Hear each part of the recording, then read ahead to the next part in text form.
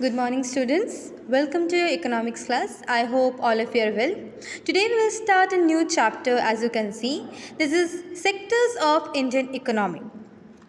As you know, economy is very much important for a development of the country. Economical development, as we have seen, now for human development, economical development is very much required. So we need to improve the economy of the country to develop it. Now, there are some sectors where economy depend, okay, like primary, secondary, tertiary. In these three sectors, we are having our economic growth. Depending upon these three sectors, we have our economy or our income. Now each and every sectors having their own identity, having their own characteristics, and having their own GDP, which is gross domestic product. Now in this chapter, we'll talk about the three sectors and how they work. Each and every sector speaks loudly about its characteristics and of course its growth rate. Now first we'll discuss about the primary sector. There are many activities that are undertaken by directly using the natural resource. For example, the cultivation of cotton, it takes place within a crop season. So the activities which is directly undertaken by the natural resources like farming, animal breeding, okay, mining, these sectors are directly connected with natural resources. So we call it primary sector activity. Like farming is mainly depend upon the entire natural factors like temperature, rainfall, sunshine, climate, etc. So the product of this activity is a natural product. Similarly, in other cases as well, like dairy farming, we are totally depend upon the biological process of animals and availability of the food. So the product here we are getting milk, and related to dairy, all these are 100% natural products. So when our entire activity sector, economic sector, totally depend upon natural resources, we call it primary sector. Now why it is primary? What is the reason behind calling it primary? Now because it forms the base for all other products. Why it is primary sector? Because it says all, it's the base, it's basically the base for other activities or other product that we subsequently make. Now since most of the natural products we get are from agriculture, dairy, fishing, forestry, this sector is also called agriculture and related sector. So primary sector and agriculture related sector is both same. Now it is primary sector because it is totally connected with nature, and this is base for other sectors as well. That's why it is known as primary sector. Now this primary sector is basically connected with agriculture, okay, of crops, animals and other. Okay, that's why it is also known as agriculture and other related sector. Now next is secondary sector. The secondary sector covers the activities in which natural products are changed into other forms through ways of manufacturing that associate with industrial activity. It's the next step after the primary. The product is not produced by nature but also to be made, and therefore some process of manufacturing is essential. So secondary sector is what? The secondary sector is basically is the sector where we are changing, we are converting the primary things into other forms. Okay, it can be any agricultural product, it can be any minerals, anything. So in secondary activity it includes industrial sector, because to convert something, to transfer something, we required a factory or an industry, and this secondary sector is basically the second step where we can convert the natural products into other forms. And this is also known as industrial sector, as in this sector or in this activity we include factories and industries. Okay, so after primary sector, secondary sector is the second important sector. Okay, now this sector is having a great revolution. This sector is not only including factory, this sector also includes human activity and technology. As we all know, the industrial revolution first started in Britain and still is continuing. Every single day we are having new technology. So secondary sector is technical friendly zone where every single time we are having a revolution in industrial sector, and this of course helps us human activity. Now using example, like using sugar cane as a raw material, we can make sugar into good and other product. So second sector is primary sector as the base for other sectors. Secondary sector is the sector where we can convert the primary product or natural product, and we can create a product which is easily used by the human beings. Now because of the sector, because it is totally related with factory and industry, this sector is called as industrial sector. Okay, after this primary and secondary, the third important sector we have is tertiary sector. Now how this sector is different from other two sector, because primary sector is that where we are producing natural product, or it is totally direct connected with the natural resources. But secondary sector where we are converting the primary product into some other forms. Now tertiary sector is totally different from these two sector. Here we are not creating any product. Here we are creating what? Here we are creating services. We are providing services. In tertiary sector we are not creating anything. No product we are creating. We are providing services. Now services like transport. As we know, natural product need to be converted in industrial sector. So we need to send the primary product to the industrial sector, and so it means we require transport, we require vehicles, we require drivers, okay, those who will transport these things. So tertiary sector means where we are providing service and we help to connect primary and secondary sector, as well as we help to connect others with these sectors.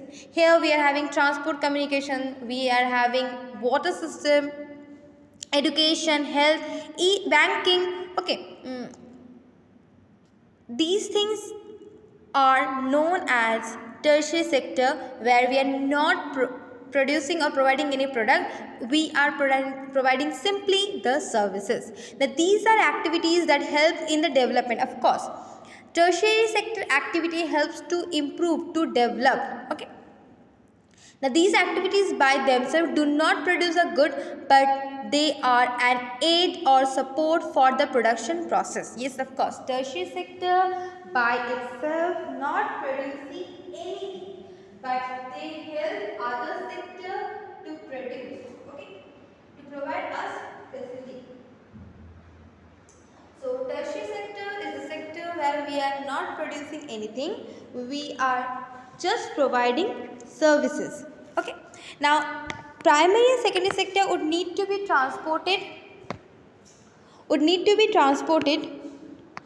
by trucks, trains, or other using other vehicles. Now then sold in the wholesale retail shop. Now selling is also a process. Market, selling, this is also a process, providing service. Like we are living in an urban area.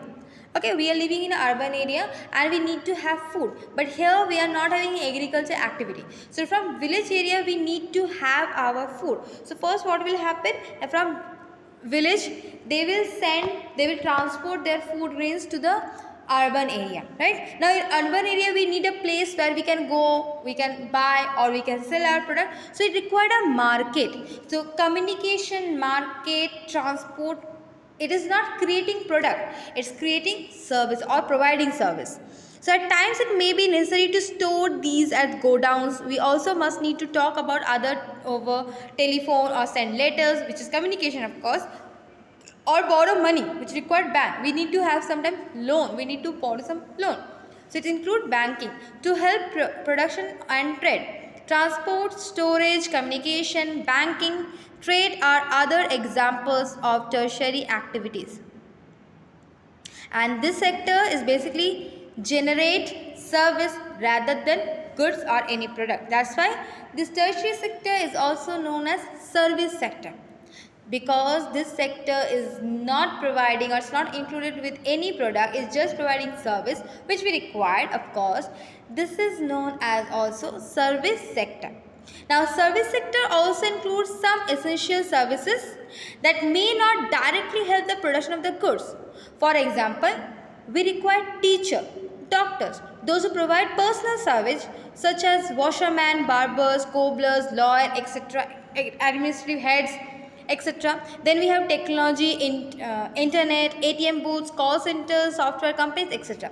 So service sector sometimes is not directly connected or sometimes not include the product. In some service sector, we are not including any product, simply we are providing service. Like in education sector, we are having teachers, professors, other stuffs as well. Those who are not creating anything, those who are simply providing knowledge to people to improve their personal life, right? Next we have like doctors. Doctors are also not creating anything, but they are saving our life, because if we are not going to save our life, if there is no one who can save our life, we can't conquer the world, because we need to live, we need to survive. Okay, so doctors are there, teachers are there, lawyers are there. Okay, washermen, cobblers, so many people are there, those who are not directly connected with any type of product, but they are providing you some personal services whenever, wherever you required it. Okay, so this is, we discussed about the three sectors, now primary, second and tertiary. Each and every sector, as you have seen, they are having their own characteristics and feature. They are not similar to each other, but these three sectors are together supporting each and every sector. If one sector collapses, other sector also have to face the circumstances. Okay, so here in your textbook you have on this chart. Now here, as you can see, the example of economic activities. Now first, as you can see in the example, now imagine what would happen if farmers refuse to sell sugarcane to a particular sugar mill. The mill will be shut down. What does this show? This is an example. Okay, this is a real life example, that imagine a farmer is to simply refuse to sell its sugarcane to a sugar mill field. So what will happen? The secondary sector, which is a sugar mill, the sugar mill factory, they have to shut down. So what is the circumstances? Now this is an example, a secondary or industrial sector being dependent on the primary.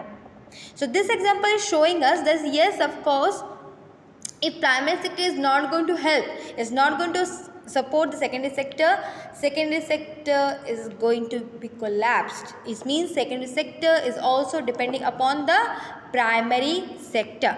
Next we will see, now imagine what would happen to cotton cultivation if companies decide not to buy for the Indian market and import all the cotton they need from the other countries. Indian cotton cultivation will become less profitable. The farmers may even go bankrupt if they cannot quickly switch to other crops. So this situation is showing us that not only primary sector is depending upon secondary sector. It's not that secondary sector is depending upon primary sector, it's also that primary sector is depending upon secondary sector. That if companies, they are not willing to buy the primary product from the Indian farmers, or they are not willing to have it from the local primary sector and they are going to import it from other countries, so farmers, they are not going to have any income as they lose their job, because there is no use of production. Why they are going to produce when there is no buyer? Automatically they have to switch their occupation. So it means this is showing us that each and every sector is equally important, and each and every sector should help and should support each one. Okay, without the help of three sectors together, okay, we can't move forward, we can't develop our growth. That's why it's called interdependent. All the three sectors are together interdependent. If one sector is going to collapse, it will hamper the other sectors as well.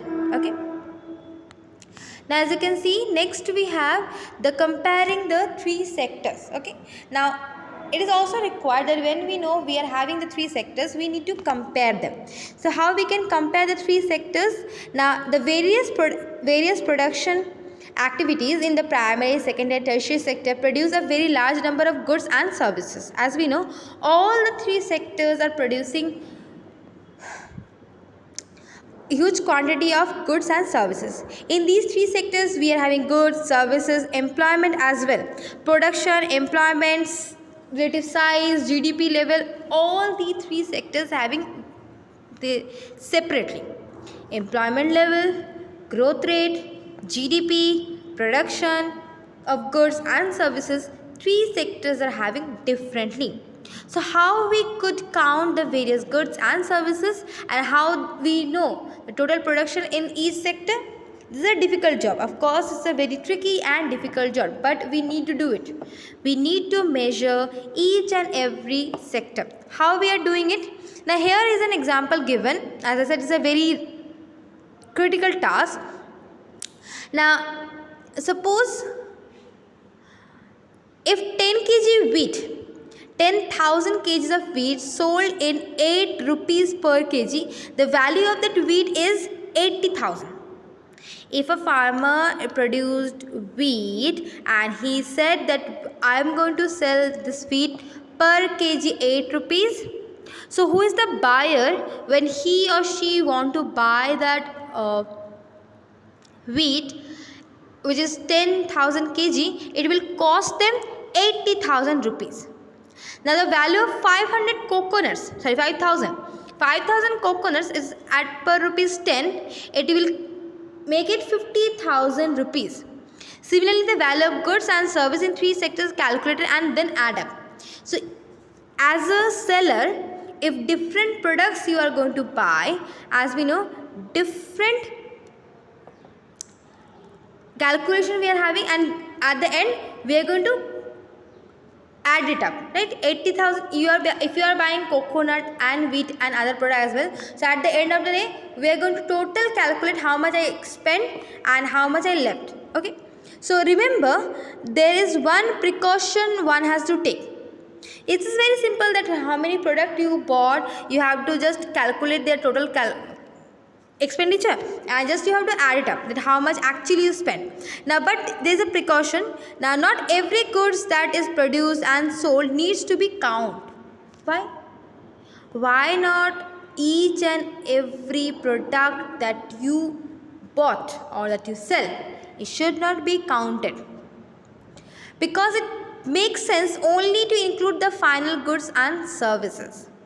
Suppose as a buyer, suppose you are a biscuit company where to make one biscuit, you require to have different types of ingredients.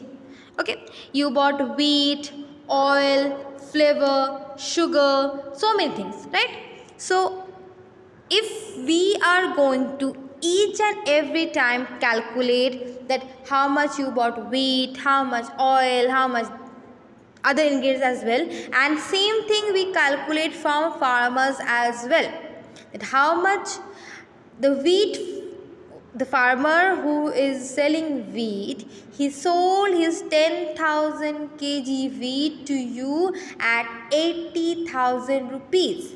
That same 80,000 rupees, when he is going to doing his total, he will add 80,000 rupees. Same thing, when you are going to add up that how much I expend, you will again add 80,000 rupees. So same 80,000 rupees we added twice. This creating a confusion. This will create a confusion when you are going to have the final result, because same thing we calculated twice. Once when farmers is calculating, second time when you are calculating. So we need to take precaution that we only should take the final goods and services. So take for instance a farmer who sell wheat to flour, rupees 8 per kg. The mill grinds the wheat and sells to the company, uses flour, things such as sugar, oil to make 4 packets of biscuit. It sells biscuits in the market and the consumer for rupees 60, which is 15 rupees per packet. So biscuits are the final goods. So goods reach the consumers. So when we see that we bought so many ingredients from different places, from different people, at the end when we made the final product and we are going to sell it in the market, what is the final thing? 15 rupees per packet I sold, I got 60 rupees. Now out of this 60 rupees, my investment, suppose my investment is 30 rupees. My total investment means the ingredient that I bought, the electricity, the transport cost, the employee salaries, and including each and every sector, my expenditure was 30 rupees. It was total, I got 60, out of that 30 is my expenditure. Rest 30 left, that is my profit. The rest 30 rupees after buying ingredients, electricity, transport cost, and after giving it to employees, 30 rupees still left, and that 30 rupees is my profit. Now I am going to add this one.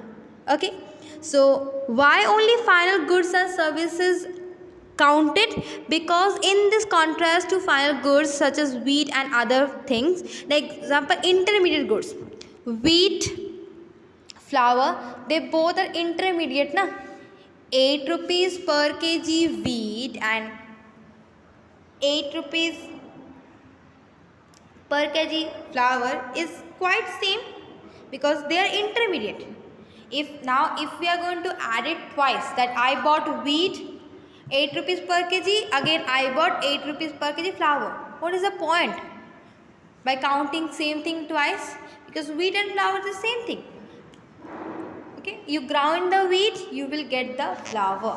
That's why when we are counting or we are measuring the product, we always count the final product. So intermediate goods are used to production final goods and services. The value of the final goods already includes with the value of intermediate goods. So when you are getting the profit, okay, when you are selling it, whoever, any company, when they are going to sell it, anything like 15 rupees per packet biscuit, so they added, or when you check the MRP rupees in any packet, you will see at the bottom of the price it is mentioned included all the taxes.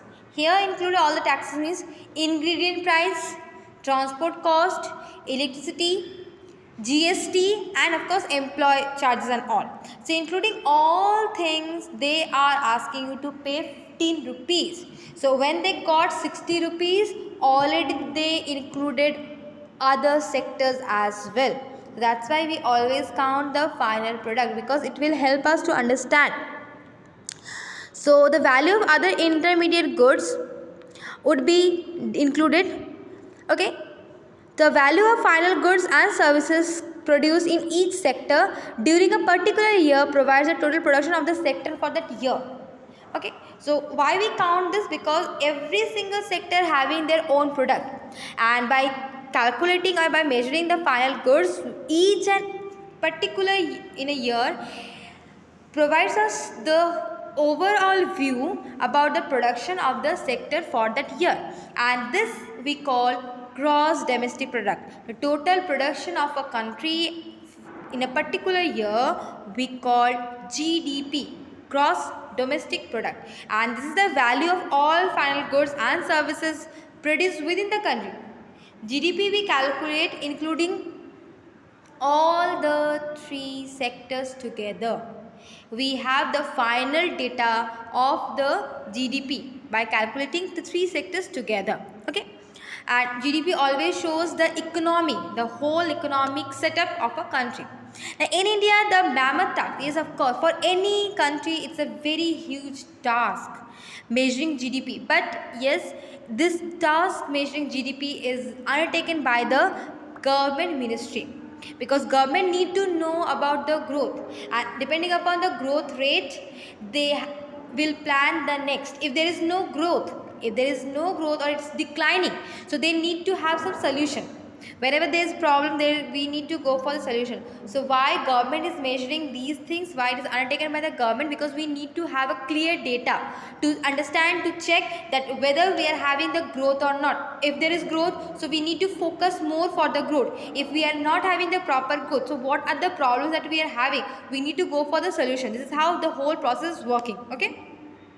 So with the help of various government departments, of course, all of Indians, states and union territories collects information. So state-wise, central government is collecting data. State-wise, all the state and union territories, they are providing their economical data to the government, and after collecting all the data from each and every sector, from each and every state and union territories, government is going to add it up, and they are going to have a final GDP, which is gross domestic product, including three sectors of a country. And the final data of GDP will help us to see the chart or see the growth rate. Okay. So this is all about the three sectors and how we are calculating and why we are calculating the final goods. Okay. So hopefully this video helps you to understand today's topic. We'll discuss about this topic in your further class. Thank you everyone. Thank you for watching today's video.